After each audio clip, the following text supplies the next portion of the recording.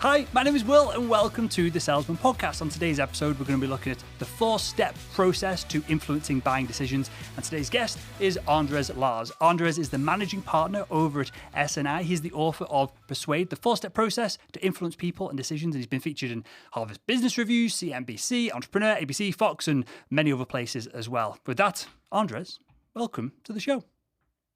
Thank you for having me. You're more than welcome, sir. You are coming on the show to talk about a topic that we've covered a bazillion gillion times on the past, influence, persuasion. But I love covering it because everyone has different insights, different aspects to this. And am I wrong? This is one of the most fascinating topics that two humans can talk about, right? I was about to say, you can't cover it enough. I mean, it's one of those things that if you think in your professional life and your personal life, you really can't avoid it. Negotiating and influencing is something you do all day, every day. For sure. Okay, so I want to ask you a really lazy, loaded, leading question because it ties into with the content from your business, your training, and the book and stuff as well. But I think this will give us a starting point for the conversation, and we'll see where we go with that. So with that, Andres, can the art and the science of influence and persuasion really be broken down into just 4 steps? Well, when as I think about the answer to that, 2 things come to mind. The first is I did economics at university, and I feel like very much kind of like in the economics discipline, really models are meant to kind of balance giving you something that's practical and actionable and meaningful, but also being simple enough that at the end, you are capturing what you need to capture. Otherwise, very quickly, you get lost in the weeds. And so I think that's kind of the mentality around this 4-step process. And the second is, it's not necessarily kind of the 4 steps only to influencing and persuading. It's more the 4 steps in the decision-making process. And as a result, you kind of take advantage of those. And by better understanding those, you're better able to influence and persuade. So that's kind of the structure behind it, if you will. Sure. So give us the high-level overview of these 4 steps. Then we might not cover them all, but we'll break down some of it and we'll see how, if we can leave the audience with some practical steps to improve their ability to influence and persuade. Perfect. So the 4-step process is, and I kind of build this up like Maslow's hierarchy, if you will, for those kind of that have taken psychology 101. In Maslow's hierarchy, kind of it's a pyramid, and the base layer is building credibility. So building credibility, without it, if you kind of think about, a commercial that might have a dentist when they're selling toothpaste, that might have an athlete, and that why is that? Because you want to build credibility, you want people to listen. So it's that base layer. Without it, people just they don't care. And there's so much noise out there that's kind of what allows us to figure out, is this someone or something I should listen to or not? Credibility. The next step is engage emotion. And really, perhaps the key takeaway of this model is really that people make decisions emotionally and then they justify them rationally. And really, we can't say that enough because all too often, especially salespeople, but really all of us, are trying to persuade others with logic. Right? Here's the 5 reasons you should do this. Here's 5 of our clients, and so that should make you feel more comfortable. But the reality is, people make decisions emotionally, and then it's the logic that helps them justify it. They're sleeping at home at night thinking, I think I did go with the right decision because whatever the logic is. So then, of course, comes the logic. So first you build credibility, then you engage emotion. The next step is the logic, and you demonstrate logic. And the key there is to do it in a very kind of practical and precise way. And then finally, those first 3 steps were actually from Aristotle. So in 350 BC, he taught ethos, pathos, logos. And that's credibility, emotion, and logic. And of course, I say that to practice what we preach because there's a little bit of extra credibility. If you don't believe us, who is this guy telling me this? Well, Aristotle's, someone you probably trust, and there's a lot of credibility there. And so what we added on top of that is facilitate action. And I think as a salesperson, anyone can relate to, Will, is this something that you really want to move forward with? Oh, yes, it is. Are you excited about it? Oh, yes, I am. And then all of a sudden you don't hear back and all this momentum is gone, right? And so facilitate action is meant to do that. It's talking about, okay, what are some ways we can keep that momentum to make sure that the wheels don't fall off?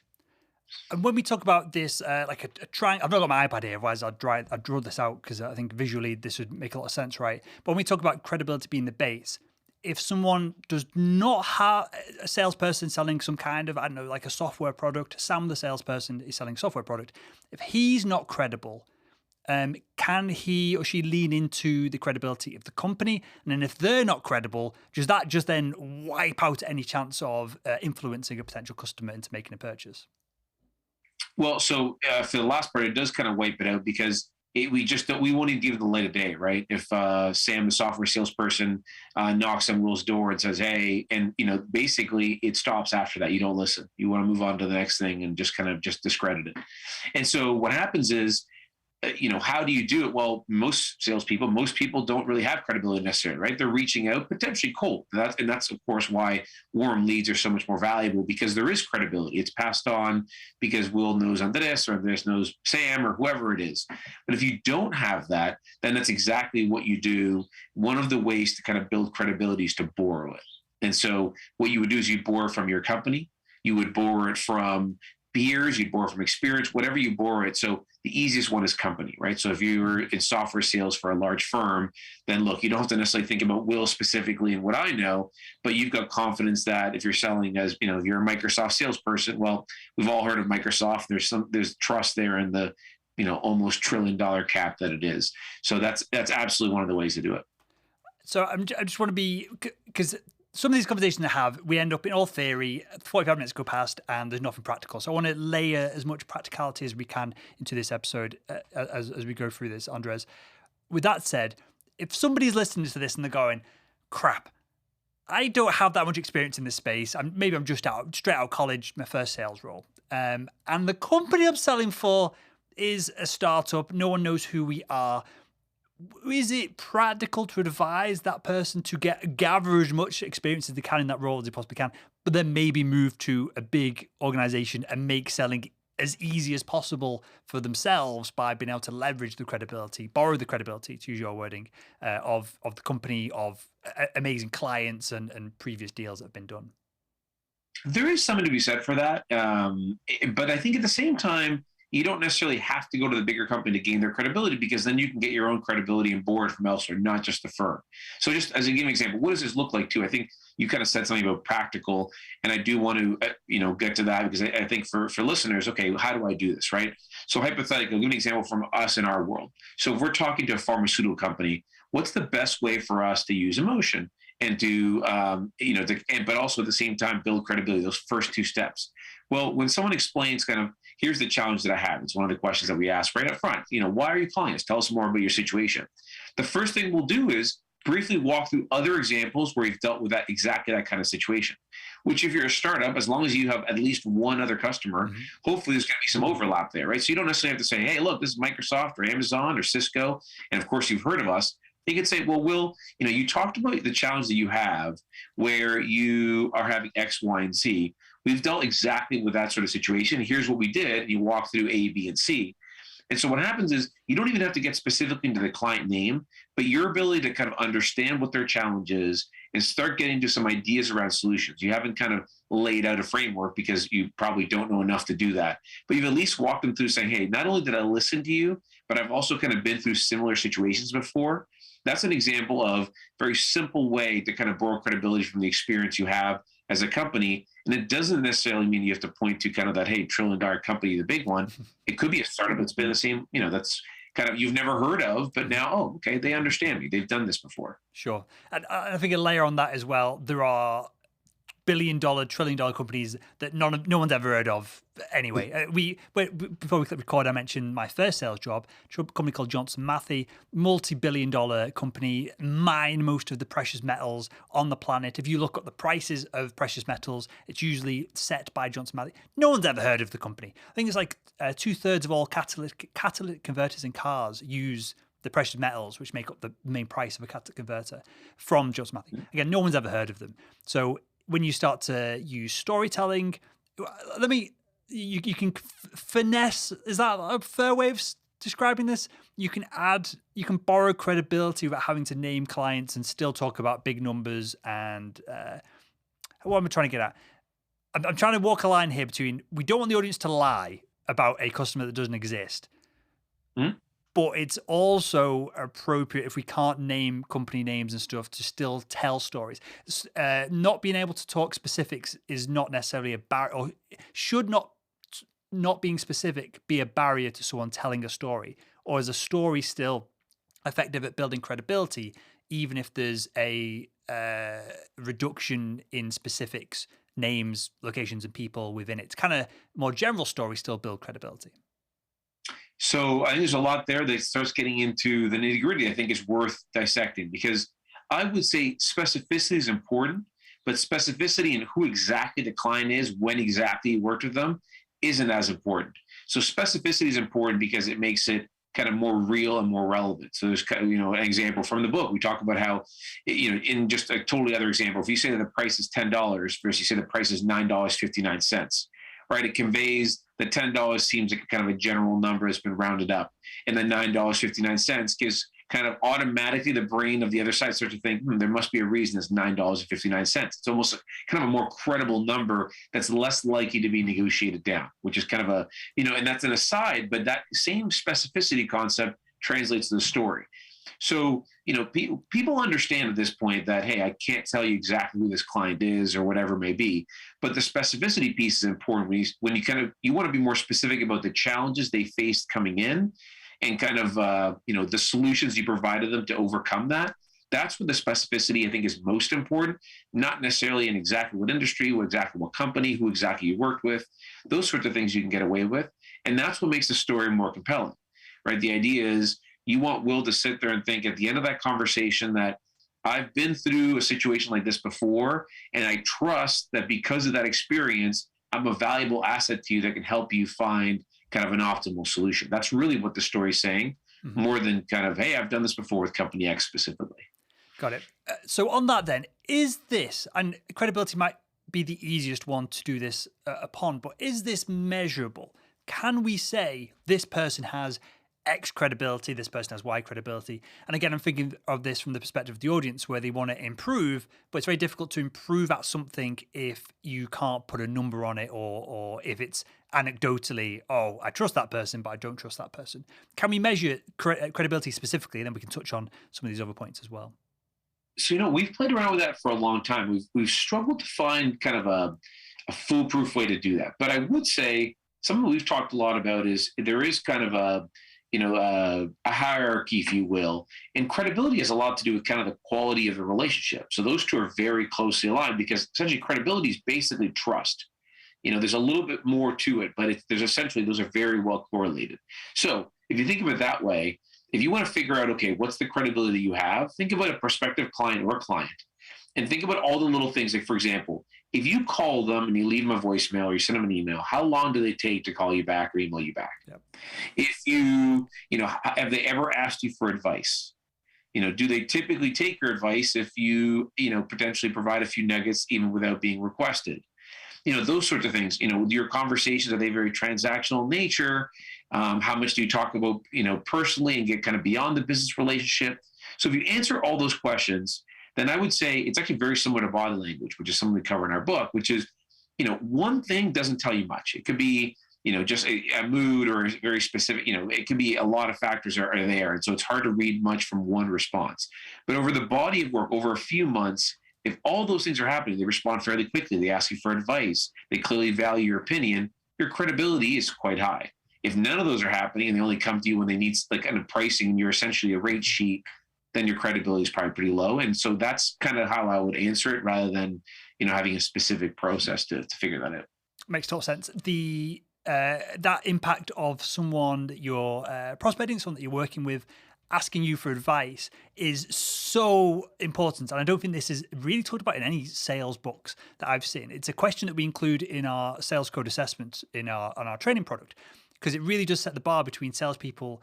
And I will go too much into this. I don't want this to be a pitch for the product kind of thing, but it really just separate salespeople in the data that we've collected of the cliche salesperson who's a consultant versus the salesperson who's just spamming cold emails at as many people as possible, trying to just get the right person at the right time with the right product by fluke and by luck more than anything else. That question of, hey, do your buyers ask for your advice, ask for your opinions, ring you up and anything other than what is the price or how do I get started? That is a massive differentiator in our own internal data as to a salesperson who's in control of the sale as much as we want to be as the buyer goes through the buyer's journey versus, again, someone who's just spamming for the right person at the right place at the right time. So is there anything else you want to add? I want to go through as many of these as we can. Is there anything else you want to add to the credibility? I think that makes sense. And I think that is objectively measurable for the audience now as well? The only thing I would add is, it takes patience, right? So the only factor we haven't talked about is, kind of in the book, we talk about really the name of the game is to speed up that process. And that's what we all want to do as salespeople. We want to get to a point where we are credible in the eyes of a potential client or a client and do so as quickly as possible. So that is the name of the game. But no matter what, even with the best system, even the most experienced and effective people, it takes time. And so that's kind of part of, just one other practical tip. If we're talking about building credibility, if I'm talking to Will for the first time, okay, let me get you a proposal and I'll send it to you by end of day Wednesday. And you purposely set a milestone that you can then do. And I'll follow up with you the following Wednesday just to make sure, to check in to see if you have any questions. And so you do that. And then a week later, you give yourself these milestones and these activities and things that you say you're going to do, and you do them and you build reliability. That's another quick way to build it. But I bring that up because as much as you're speeding up the process, as you can tell, that takes time, right? You cannot build credibility and trust in the first call. You can begin to, and you want to give yourself those opportunities and kind of take advantage of those hacks, if you will. But it really does take time. So patience is the one other factor I kind of would throw in there.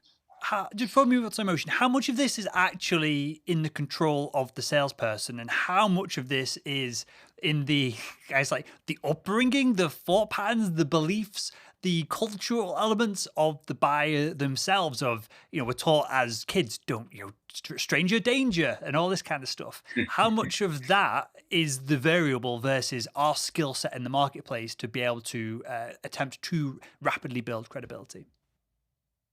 So the emotion piece, I think, if we segue to that, is something that you have control over. I mean, not complete control, certainly, but you certainly have control over. And I'll give you the example again, kind of, a lot of studies around this we did in our book, but there's a lot of them out there, which say that people are more afraid and it's more powerful to lose something than it is to gain something. So kind of the simple example that is that Will, as an average person, will feel more pain if he loses $100, let's say at a casino and roulette, than he will if he gains $100 and makes $100 from playing that same game.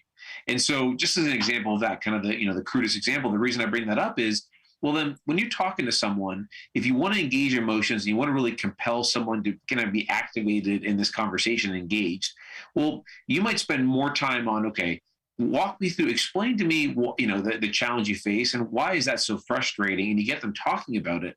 That is a lot more compelling than the flip side and going straight to the solution and the positive, right? So that's just a perfect example of, you don't have complete control. The person does have to go along with you, which is kind of, some of the art, if you will, that you get them going along with you. But the science tells us that if you get them talking about the struggles, the challenges they face, and how it makes them feel, and what would happen if they kind of get beyond that, that is something that's going to engage them emotionally in a much more powerful way than going straight to the solutions. Mm-hmm. And that's where kind of the credibility and the emotions start to bridge together, where the story would say, I've seen conversations like this before. Here's a solution we came up with, but I want to kind of go back to what you're facing and dig in a little more. And you start kind of really asking questions about that. That's when you now start balancing step one and step two in that process. Should this process be fun? Might be an extreme word to describe it, but should it be an enjoyable process for the buyer and the seller? Because if you take away the sales element of this, I'm going to sit down with Andres, he's going to tell me some stories, he's going to build up some emotion, that might be a bit of a logical element to this, to bring things back down and to wrap things up, and hopefully I'm going to get some kind of benefit out of it, and I'll be able to move forward with this or stop this pain point or something like that. If you talk about this from even like a therapy perspective or like a mentoring perspective, it sounds like it's going to be really productive and everyone's happy. But as soon as you mention sales and you sprinkle that in, everyone's a bit nervous. Barriers come up in the mind of the buyer a lot of the time, and salespeople feel like they're almost battling for attention. If this is done by someone like yourself, who's highly skilled in these steps of influence and storytelling and all the other stuff that we're talking about, should this be an enjoyable couple of phone calls between a buyer and seller? Well, I mean, first of all, I want to put that in my bio that Will Barron has said I'm highly skilled in this area. So there's a couple of things. One is, we've all heard that people don't like being sold to. So I think that's part of this too, that if you think about, we always laugh in some of the sessions, our facilitators will often share kind of a very relatable story about going into a store And, if we go into a store to buy a pair of pants or a clothing store of some kind, and you'll come in. And so what's the first question you're asked is, may I help you, from the store person, salesperson. So what's their immediate response is, no, I'm okay. I'm just looking. Right. And so what's interesting is we've come in. Now we could just be looking, but in many cases, we're coming in looking for a specific pair of pants or a shirt or a sweater. But we would rather go find it ourselves rather than literally take advantage of this resource that is meant to do exactly that. If we were to say, hey, I want this sweater in large, that's their job, is to help us do that. But instead, we don't want to be sold to. So we say we're just looking to get that space to make our own decision and to get that space. And so I think that's a perfect example, and so I think we have to keep that in mind. And so to your question, I would say what drives all of this, and in some cases could be fun. I think the best salespeople enjoy it. I think the differentiator we saw from the most successful salespeople is there's genuine curiosity. And so when they're doing what we talked about, they really are curious as salespeople. That's kind of today's challenge, is to learn about, what's Will struggling with, why, what have they done before, and then to come up with a solution together with Will. And those that kind of see it as there's genuine curiosity in a process that truly is collaborative are very successful, because the other side senses that genuine curiosity. They're more willing to share. They truly are collaborating, and that's how you get to the best solution. Now, it's hard to do, and that's the art, maybe less than the science, but the genuine curiosity is the biggest driver, I think, of that.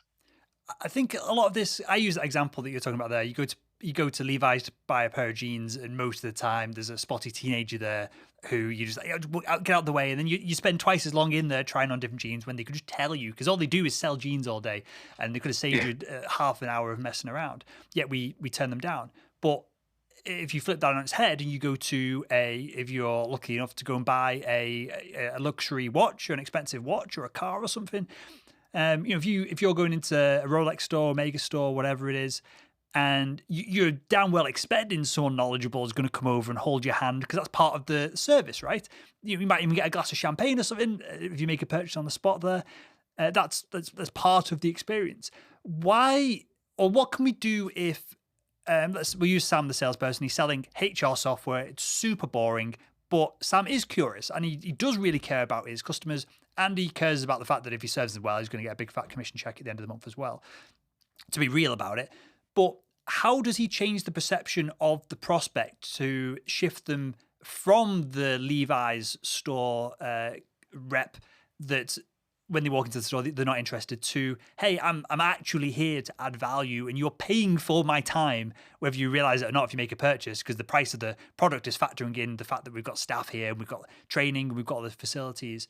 How would you go about changing the perception of a prospect, on whether it's before you reach out, if you're trying to warm up a lead before you get on the call with them, or on a call, or wherever it is? How do you change the perception that you're actually there to help them, as opposed to you are a pesky old school salesperson just trying to grab cash out of the back pocket? Well, and I think even in the example you brought up, right? So we've talked about that first step, credibility. Well, the person selling the Rolex has the credibility is borrowed from Rolex, right? So Rolex is a world famous brand. And so and that comes with the expectation that salesperson will be very knowledgeable about the product. And so the value they bring to the table may not be, they don't need to sell you on buying a watch, and they don't need to kind of, understand why you're buying a watch necessarily, but they certainly at the very least need to have a lot of product understanding. And that's what you're tapping into. The value they bring to you is when you ask, okay, what's the difference between this one and that one? And, those sorts of, like, tell me more about how these are made, or whatever it is that you're interested in finding out. They should be a valuable resource there. And them being a valuable resource is how they kind of prove and demonstrate their credibility. So I would say in the other case, there's a couple of ways that, Sam, selling kind of HR software, for example, can do that. And so one is using statements against self-interest. And so, to quickly do that, and again, has to be genuine. So the concept of, like, I'm not sure this is going to work for you, sometimes is done disingenuously, but your HR software probably doesn't work for everybody. For example, there may be a sweet spot of companies too big or too small, or in some industries you're more or less likely for that to work. And so that's a perfect example of, if you're genuinely having the first few minutes of a conversation around, Will, I've got a few questions for you, and then based on that, we can pretty quickly find out whether or not this could be a good fit.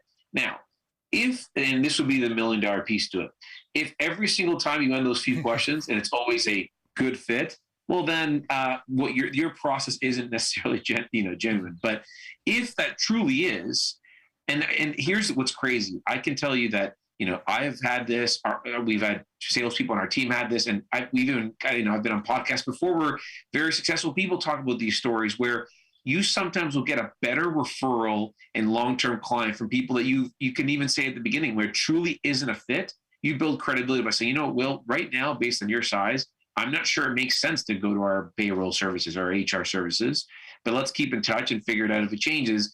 And then what happens is if Will moves to another company, think about how much credibility you built by bringing that up, by being kind of very clear around, look, in this case, it just doesn't make sense. Let's not fit a square peg into a round hole. And so I think statement against self-interest is a big one where you kind of walk through. But again, if every single time you're asking those questions early on to qualify and every single time they're a fit, then it's probably not, you've got to adjust that a little bit. But if there are a few times where it isn't a fit and you can tell that person, or at least not a fit at the moment, then I think that's a pretty effective way to build credibility and to kind of get that early on. And I would say that happens even in the prospecting stage. Mm-hmm. If it's not like, Will, I know this will work for you, but instead it's, I only need 10 minutes of your time. And look, in the third email, when I haven't even got 10 minutes of Will's time, I'm going to send him an email. Here's 3 or 4 questions you should start thinking about. And then based on a brief conversation or even you answering by email, I could tell you if it's even worth your time to spend 10 minutes. That kind of concept, again, is there's credibility in that. This person, there's empathy there where they understand that I'm busy and they're kind of going to figure out for me whether or not this is worth my time. When we're talking about being, because I'm conscious about being like flippant and cliche about this, right? When we talk about being authentic, we talk about being genuine. To make this practical for the audience, obviously humans, most humans, depending on how perhaps your brain is wired, we have a gut instinct, or a gut feeling, whatever we want to call it, of someone is lying to us, someone is manipulating, something isn't right. And maybe there's a level of skill it becomes manipulation then. Maybe there's a level of skill of manipulation where you can overcome that feeling that people have. And I think a lot of salespeople believe that they are incredible at influence and negotiation when there's no evidence at all that they are. Myself included, I used to think I was killer at all of this stuff. I'd read a few books on it, and my real first sales job was working in medical device sales. I'd be dealing with surgeons all day, and they all think that they're amazing negotiations, and they're like a bit of a boys' club, and we'd all be battling over these things. But then when you start doing real deals with actual deal makers in large organizations in the corporate world, you soon realize that I soon realized that I didn't actually know anything, and I was not necessarily from a malicious place trying to manipulate people, but I was trying to just like smash through barriers and talk over people and do weird tricks and things to try and take control of a situation. Now, when I negotiate, it's very much from an authentic place of, well, here's the deal. You can either have it or not have it. You're not going to change my life either way. That's where things are.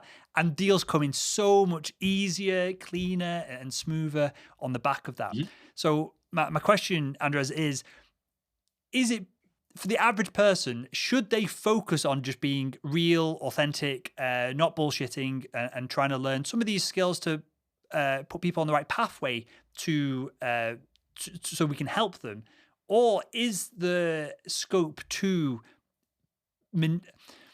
is it possible to manipulate people, is what I'm getting at, in a buyer-seller relationship? Not necessarily from a long-term perspective, from a short-term. Could you teach us like black art and black magic and some witchery, and maybe we've got to have a weird shrine and we've got to sacrifice a sheep or something before we jump onto the call? Is it possible to manipulate people and get deals done, or it's just so difficult to do that we should just focus on the softer skills, the easier stuff that we're talking about here that actually gets results? That's a terrible question, but I'm going to let you try and answer it anyway. Well, I'm all of a sudden going to take this to left field for a second because, the answer to that actually, I kind of want to make a connection to the Tinder swindler. It's big on Netflix. So your question, can you manipulate? I think the answer very much is yes. And, for those that haven't watched the show, I think the title says it all, but there definitely is the ability to manipulate. And so I think, and it's one of the reasons when kind of we wrote our book, one of the first chapters is about that, is about kind of the ethics. And it's short because we could write so much about it. There could be a whole book on that. But the reality is, what we say is if it's against their will, Is that really what you want to be doing? And it's also so short term, right? Short term, eventually people find out. Eventually, it just doesn't feel good. Eventually, it catches up with you. And that's for us, when we're kind of training people, we're training for a sustained process that they can continue all the way through their entire career. And if anything, if you're in sales, those relationships you build, they begin to really, it's like a snowball. They really begin to pay dividends over the course of your career. And I'm sure you've seen this, where friendships you've made, business relationships you've had for 5, 10, 15, 20 years pay off no matter what you do, in referrals and advice and everything else. So, there definitely is the ability to manipulate, but it is hard, what's authentic and what's not. And I think it starts with, at the core is, do you believe in the product or service that you're selling?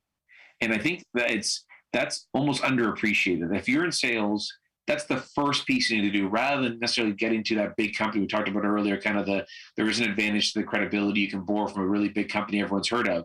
But more important than that is, do you really believe in it? And that alone, you'll naturally, even without thinking about it, that's going to kind of ooze out of you, because you genuinely feel like if they listen to you and it's a good fit, you're going to be providing value. And that's kind of the first step. If you want to do it naturally, that's the first step. And then there's some other aspects that are trained. And I think the trained piece is around, really kind of, like I said, kind of asking questions to understand what their needs are in a way that the answer can't always be, this is a perfect fit. If those two are happening, I would say you're probably 90% of the way there. And then that last 10% really is kind of the art and science that you can fine tune over experience, due to training, experimenting, all those things kind of take you the last little bit. But those first two are, in my opinion, very significant.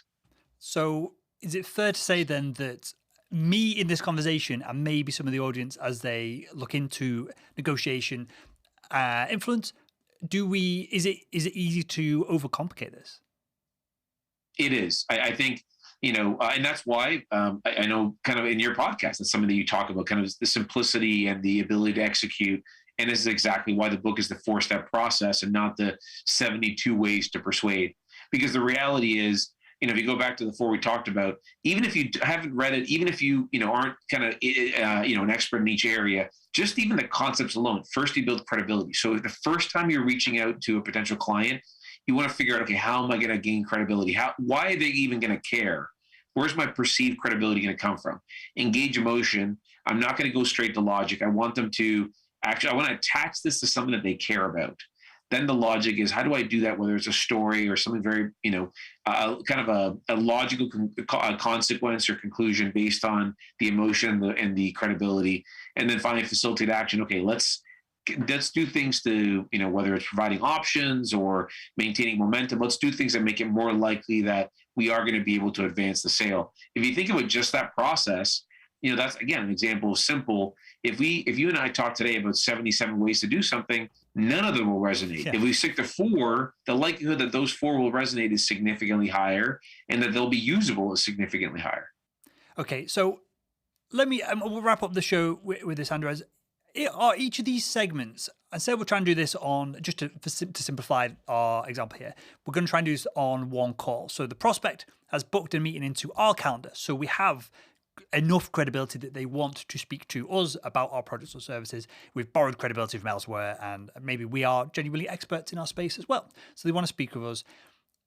The emotion, the logic, the facilitate action, they go in that order, right? But are we doing emotion and then we transition to logic and then we transition to facilitating action? Or is this more of a kind of a washing effect where they kind of knock into each other and there's less of like a hard transition between each one?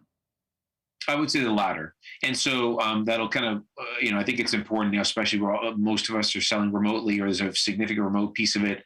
Just one other kind of practical tip that I think will answer that question is as an example. So you're talking to a potential prospect now, and especially for those folks that may have been selling in person, but now have to continue to to sell remotely due to COVID. If you think about, okay, so, credibility starts from the emails, the setting up the call, all the things you've done to even get the call. You probably have some credibility enough to at least get the call. And so then, generally, again, for those folks that used to meet in person, they would spend an hour with someone at their office or at their manufacturing facility or whatever. They're used to kind of running the sales process in one way. And I would say, well, now that you've gone online, now you probably have gone from an hour and a half to 30 minutes, and it's online. Engage emotion. If you kind of follow that where they start going back and forth, well, what would you do in those 30 minutes? Well, most of us feel the need to kind of rush through the sales pitch. Usually I've got an hour, but now I only have 30 minutes. Well, instead, do the exact opposite, which is those 30 minutes, you can send a proposal, you can send a PowerPoint, you can work through an email, all the details of the things that you want to do from a logic perspective, all of the kind of the value proposition, you can do all that. But you cannot replicate kind of the relationship, the bonding, and the emotional aspect of the sale. So those 30 minutes should really be totally on emotion, totally on discovery, because everything else you can do after.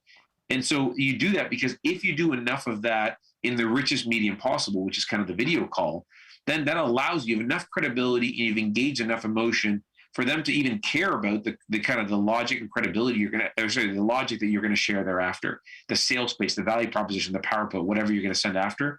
So I bring that up because it is kind of like, the waves concept where there's back and forth, and it isn't perfectly linear. It is kind of a building of a pyramid, but it isn't perfectly linear. And I think that goes into something we cover in our Selling Virtually program, which is, that's even these podcasts. I will tell you, when I do podcasts, I think it's a richer conversation when there's video, whether or not it ends up being broadcast or part of the podcast, because you can see the person and there's kind of the body language, the feedback. I think it makes for a richer conversation. I feel like it's the first time you and I have met, but I feel like I know you better, and I hope you feel the same. It's just a little bit different than it would if it was completely audio based. And so hopefully that example kind of is as a practical tip, but also answers that question of how there is some kind of gray areas between the stages. Yep, that makes total sense. I'm conscious of time because we could do an episode on each one of these 4 steps individually and how they intertwine, and another episode on a kind of, we could even role play some of this, and I think there'd be value for the audience. But there's one thing I don't think we've covered yet, and I want to wrap up the show with this, and this idea of we're not doing this to someone, right? And tell me if I'm wrong here, but we're not throwing this out at someone. This is a conversation. This is seeing the body language, as you mentioned, the cues, the triggers, if they're interested, if they're nodding their head. Is there anything that we need to be looking out to, perhaps in like 1 or 2 lines for each of these steps, for how we know that we've achieved that and we can move on to the next one? What I mean by that is, how do we know if we've got credibility when we're on a video call? How do we know when we've ticked a few emotional boxes and we're now ready to talk about logic? Because some of the audience will take this conversation, try and turn it into a script and just say it verbatim, hoping for a positive outcome. But again, tell me if I'm wrong. I feel like this is something that is done conversationally as opposed to I'm doing it to you, Andres. It's spot on. And I think, I would summarize that with the 2 words. You're not doing it to someone, you're doing it with someone is the first answer. Absolutely. And I think that's critical. And then for each one, I think the earlier ones are easier. Credibility, if you've got time with the person, then they kind of deem you to be credible because it's easier to say no than yes, right? We all have competing priorities and are busy. And so if you've kind of allowed Will to take 15, 30 minutes of your time, there's enough credibility there for him or she, he or she to kind of allow you to do that. And then as far as emotion, I think if the person cares, if they're, the body language is kind of the eye contact video wise, if that makes sense, if you can kind of tell they perk up and are wanting to share more, the emotion's engaged. I would say logic is probably more around buying signals. At that point, as you start to progress, there's the buying signals of asking for pricing or asking more specific questions. And then the facilitate action is probably the opposite. It's one that you don't wait to see that whether you're getting those signs. You're doing it anyways to make sure it doesn't happen. Part of facilitate action is, I think as salespeople, it's harder to resuscitate a sale than it is to kind of continue it all the way through. When we lose momentum, it's hard to regain it. Just like it's easier to sell to a current client and grow a current client than it is a new one. And so I would say, that one's actually the opposite, where you don't want to be waiting for that cue of, I think I'm losing this person. You want to act as if you're not even going to let that person get to that stage by continuing to kind of facilitate action and keep the momentum. And final question for me, this is the third final question I've asked you, but should this come to a crescendo with a closing statement, like, does it make sense to move forward with this? Should this big ball be getting faster and bigger and bolder as it moves forward throughout the conversation, or should there be peaks and troughs, and should it be more chilled? Again, or should it be like we're building up speed, we're building up momentum, we're building that emotion, we're layering in the logic, and towards the end of it, it's like, yes, we're rocking and rolling. So it does build. And I think I kind of expected a little bit of that when we started doing our research. So our research was we did kind of a research of 1,000 decision makers around the world. We were trying to take away kind of a bias of a specific culture. And I kind of expected to see more of that. And we cover, like, for example, soft and hard closes, and whether there is kind of that, build up into that big ask. And I think one of the things that we quickly learned is that doesn't really happen because each one's so different, right? If you kind of see a sales process as just learning about the other party, figuring out there's a fit, and then connecting your solutions to it, it's that simple. I don't want to oversimplify, but really it is that simple. Then each one's going to be a little bit different, right? Some people you're going to need to apply a little bit more pressure because maybe they're changing from status quo. They've had an incumbent supplier, or as you said, kind of an HR software partner for many years, and you've got to move them off of that. Well, that might require a little bit more aggressiveness with kind of does that make sense? Like, should we give this a go, or kind of put a little bit more, not pressure, but take it up a notch. Versus in some other cases, you want to take the opposite approach, which is you kind of share, focus on credibility, focus on, kind of build that emotion and give that person that space, because he or she, again, may not want to be sold to. And they'll be more like, I will say, kind of one piece that ties us all together is, we cover this in both our influencing and persuasion class, and as well as our negotiation, which is the most effective way to get someone to believe something is if they say it. Right. So we're better off asking a question of, Will, what would happen if, what would your world look like if you were to save 10 hours a week based on your HR software? Right. And again, those are too cliche, maybe not the perfect question, but that concept. And if you were to say, well, that would allow me to do X, Y, and Z, that's a lot better than this will save you 10 hours of time. And so that will allow you to do X, Y, and Z. Who believes me? I'm just a salesperson. And so you may not believe me until I gain enough credibility. But until then, asking a couple of those questions that have you come up with that, and that it may not be the immediate response, right? It isn't, you ask Will this kind of perfect question and you expect him to say, wow, that was a good question. I'm sold. And where do I sign? That's not going to happen. But now you've planted that seed for that next conversation. You can assume that person's thought a little bit about it. And now that's the area we're going to spend a little bit more time in the discovery phase. So hopefully that's not too all over the place, but I think we're talking theoretical. We're also talking practical, but one of my goals was to kind of give a few practical tools and tips that people could use immediately after they listen to this. And so that's another one. Try to find a way you can ask that question to get to that answer rather than tell the other party that. I love it. My biggest takeaway from this show is something that I know, but I didn't know, 5-6 years ago when I started the podcast and when I was still working in a sales role. But I know now for experience, having done thousands of sales calls for our training product, right? That your sales calls this sounds ridiculous. Your sales calls shouldn't be weird. It should be someone who wants to speak with you and you want to chat with them. You see if you're a good fit. If you're not, fine, ask for a referral. You can follow up later on down the line. As you mentioned, they might change jobs.